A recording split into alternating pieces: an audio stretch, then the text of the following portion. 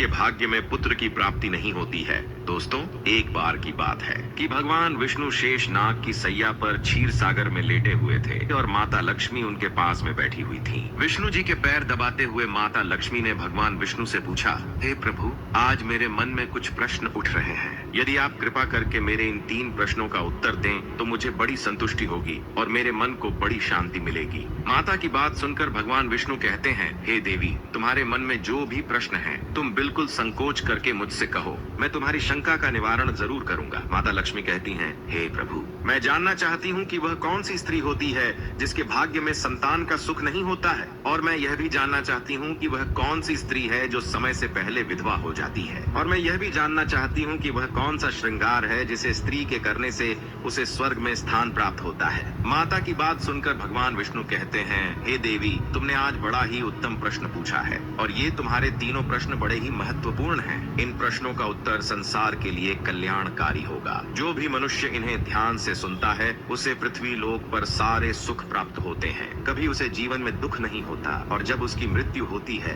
तो मृत्यु के बाद वह मेरे लोक में स्थान प्राप्त करता है। भगवान विष्णु देवी लक्ष्मी से कहते हैं, हे देवी, आज मैं तुम्हें एक बड़ी ही पवित्र कथा सुनाता हूँ और इस कथा के माध्यम से जो भी तुमने प्रश्न पूछे हैं उन सब का तुम्हें उत्तर भी मिल जाएगा। लेकिन मेरा एक निवेदन है कि इस कथा को ध्यान से सुनना और पूरा सुनना, क्योंकि इस कथा में समस्त संसार का कल्याण छुपा हुआ है। जो भी व्यक्ति इस कथा को बड़े ध्यान और लगन से सुनता है, मैं उसके जीवन के 32 अपराधों को क्षमा कर देता हूँ। भगवान विष्णु की बात सुनकर देवी लक्ष्मी कहती हैं, हे प्रभु, मैं आपको वचन देती हूँ कि आप यह कथा सुनाइए। मैं इस कथा को पूरे मन और लगन से सुनूंगी। कृपा करके उस कथा को आप शुरू करें। दोस्तों, भगवान विष्णु ने इतना कहा और इसके बाद उन्होंने वह कथा सुनाना आरंभ कर दिया और माता लक्ष्मी बड़े ध्यान से इस कथा को सुनने लगी।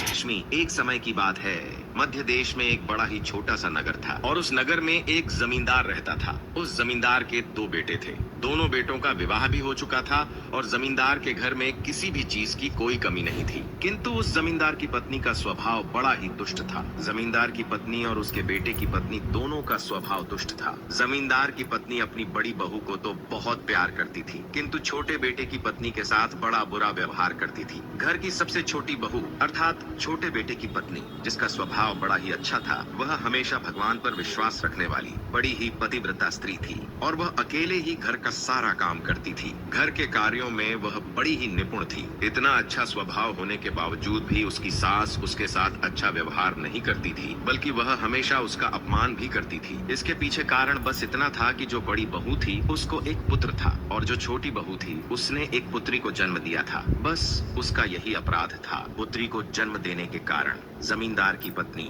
वह बेचारी कर भी क्या सकती थी? जो भाग्य में जिसके लिखा होता है उसके साथ वही होता है। भगवान विष्णु कहते हैं, हे देवी, अब मैं तुम्हें छोटी बहू जो थी उसकी कहानी सुनाता हूँ, क्योंकि इसमें तुम्हारे पहले प्रश्न का उत्तर छिपा हुआ है कि कौन सी स्त्री को पुत्र प्राप्त नहीं होता है। हे देवी, जमींदार की जो पत्नी थी वह पहले से ही दुष्ट और कुटिल स्वभाव की थी। उससे उसकी सास भी बहुत परेशान रहती थी। जमींदार की पत्नी अपनी छोटी बहू को सबसे ज्यादा दुख देती थी। छोटी बहू का नाम था सुशीला और सुशीला को सताने में उसकी सास को बड़ा मजा आता था। सुशीला बेचारी रोज सुबह ब्रह्म मुहूर्त में जाकर अपने घर के कामकाज किया करती थी और दिन भर काम करने के बाद उसे रात्रि को सोने को ही मिलता था। हमेशा कामकाज में व्यस्त। इतना होकर भी जमींदार की पत्नी अपनी छोटी बहू से द्वेष रखती थी। जब छोटी बहू झाड़ू लगाती तो उसकी सास आकर उसे ताने मारती थी कि तेरे हाथ में जान नहीं है क्या? तू जल्दी जल्दी झाड़ू नहीं लगा सकती? मैं मंदिर जा रही हूँ, मेरे लौट कर आने से पहले तू भोजन बनाकर तैयार रखना और आते ही मैं उस भोजन को करूंगी। और सुन, अन्न का एक दाना भी बर्बाद न हो जाए। बेचारी सुशीला चुपचाप अपनी सास का अत्याचार सहन करती थी और सास की हर आज्ञा वह बड़ी अच्छे ढंग से पालन किया करती थी। फिर छोटी बहू खाना बनाते हुए सोचने लगी कि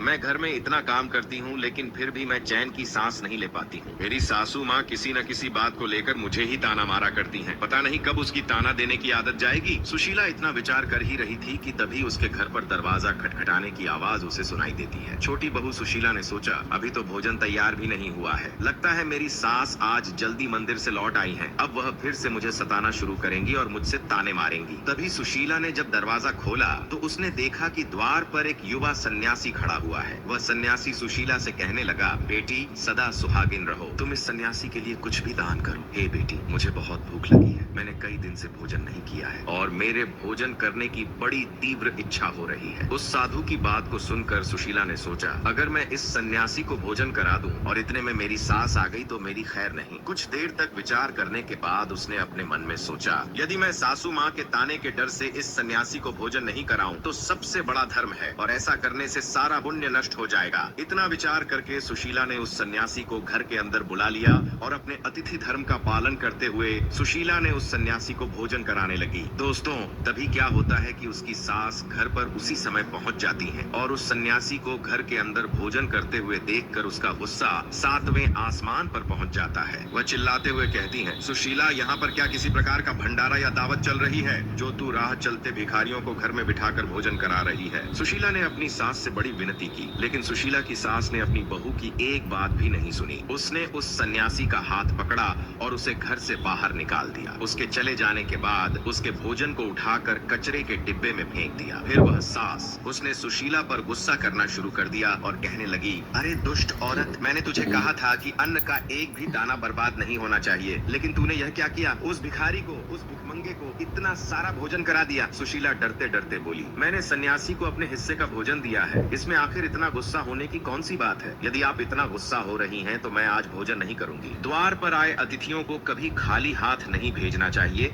ऐसा हमारे शास्त्रों में लिखा है। फिर सुशीला की सास ने उसे बहुत डांटा। दोनों के बीच काफी देर तक बहस होती रही। सुशीला की दुष्ट सास ने गुस्से में आकर सुशीला को धक्के मारकर अपने घर से बाहर निकाल दिया और घर का दरवाजा बंद कर लिया। सुशीला अपने घर के सामने बैठी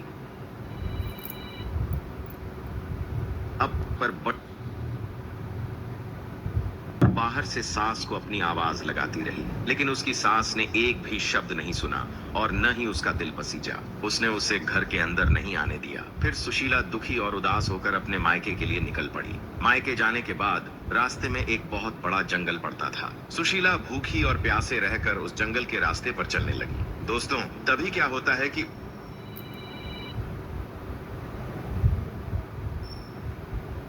बड़ी जोर से बरसात होने लगती है। चारों तरफ बिजली गरजने लगती है, बादल गरजते हैं और मूसलधार बरसात शुरू हो जाती है। बारिश से बचने के लिए सुशीला एक वृक्ष के नीचे जाकर खड़ी हो जाती है। वहाँ पर सुशीला ने देखा कि पेड़ के नीचे एक कोटर बना हुआ है। फिर वह बिना किसी कोटर में घुस गई। कोटर में जाने के बाद सुशीला ने देखा कि अंदर कोई साधु महात्मा बैठे हुए हैं। वह सन्यासी कोई और नहीं बल्कि भगवान विष्णु ही साधु का वेश धारण करके वहाँ पर बैठे हुए थे। जब उस साधु ने सुशीला को देखा तो बोले, हे बेटी, तुम इस घने जंगल में अकेले इस समय क्या कर रही हो? बेटी, तुम बहुत दुखी लगती हो, इसलिए तुम रोना बंद करो। मैं तुम्हारे बारे में सब कुछ जानता हूँ। तुम्हारे ससुराल वाले बड़े ही दुष्ट स्वभाव के हैं और तुम्हें बहुत दुख देते हैं। इसी कारण से तुम्हें पुत्र की प्राप्ति नहीं हुई है। पुत्री को जन्म देने के कारण तुम्हें तुम्हारी सास के ताने सुनने पड़ते हैं। हे बेटी, तुम चिंता मत करो, मैं तुम्हें एक पर्ची लिख कर देता हूँ। इस पर जो भी उपाय लिखा हुआ है तुम उसे पूरे मन के साथ करना, फिर तुम्हें एक बड़ा ही सुंदर और गुणवान पुत्र की प्राप्ति होगी। इसके बाद सुशीला ने वह पर्ची ली और अचानक वह साधु गायब हो गया। यह चमत्कार देखकर सुशीला बड़ी प्रसन्न हुई। फिर जब बरसात रुकी तो सुशीला का पति उसे ढूंढते ढूंढते उसी स्थान पर आकर पहुंच गया। सुशीला ने अपने पति को सारी बात बता दी और फिर दोनों ने ही अपने घर वापस न जाकर उसी जंगल में रहने का निर्णय लिया। दोस्तों,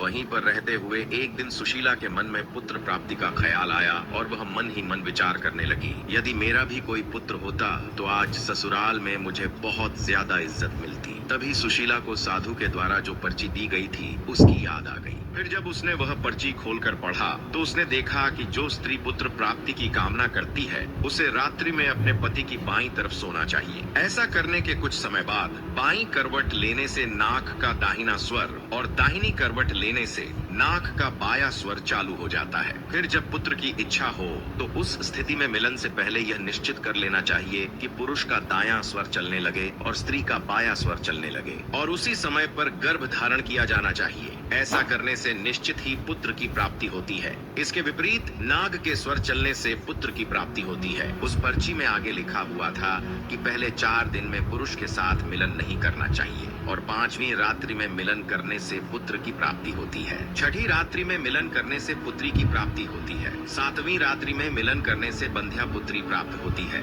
8वीं रात्रि में मिलन करने से बलशाली पुत्र की प्राप्ति होती है। 9वीं रात्रि में मिलन करने से सुंदर कन्या की प्राप्ति होती है। 10वीं रात्रि में मिलन करने से विद्वान और अतिश्रेष्ठ पुत्र की प्राप्ति होती है। 11वीं रात्रि में मिलन करने से सुंदर आचरण करने वाली कन्या प्राप्त होती है और 12वीं रात्रि में मिलन करने से गुणवान पुत्र प्राप्त होता है।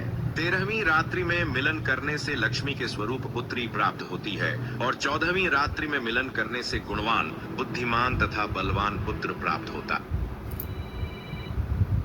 सुशीला ने मासिक धर्म के बाद 14वीं रात्रि में अपने पति के साथ मिलन किया और उसके बाद गर्भ धारण किया। फिर दूसरे दिन सुशीला का पति जंगल में लकड़ी काटने के लिए चला गया और सुशीला घर पर पड़ी रही। फिर अचानक से तेज तूफान आया और सुशीला की झोपड़ी वहां से उड़ गई। फिर सुशीला दौड़ती हुई उसी पेड़ के कोटर में जाकर रुक गई जहां पर सुशीला को वह साधु महात्मा मिले थे। सुशीला वहीं अपने पति की राह देख रही थी। तभी अचानक वहां पर 2 राक्षसी आ गईं। वह राक्षसी अत्यंत मायावी थीं। फिर उन्होंने उस कोटर के साथ पेड़ को उड़ाकर एक ऐसे स्थान पर ले जाकर पहुंचा दिया जहां पर बहुत सारा सोना था।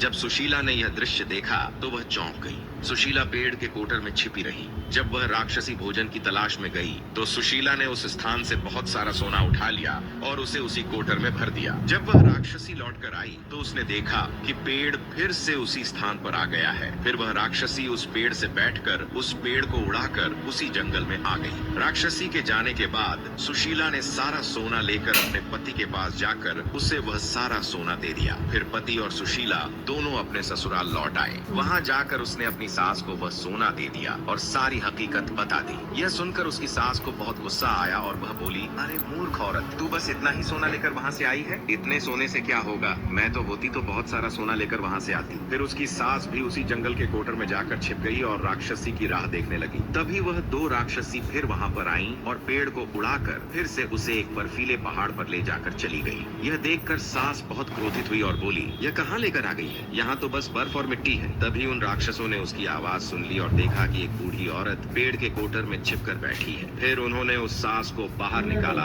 और उस बर्फीले पहाड़ पर जाकर फेंक दिया। जमीन पर गिरते ही उसकी सास की मौत